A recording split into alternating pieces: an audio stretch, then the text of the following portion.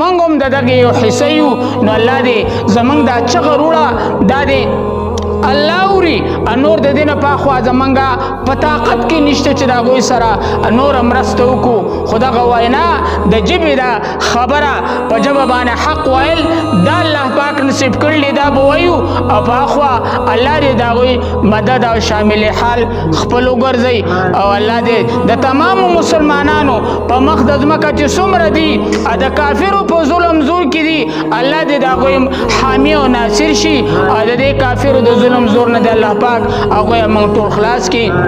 واخر دعوانا الحمد لله رب العالمين درود شریف اللهم صل وسلم على سيدنا محمد وآله وعترته بعدد كل معلوم لك اللهم حبب إلينا الإيمان وزينه في قلوبنا وكره لنا الكفر والفسوق والعصيان اللهم اجعلنا من الراشدين اللهم اجعلنا من عبادك الصالحين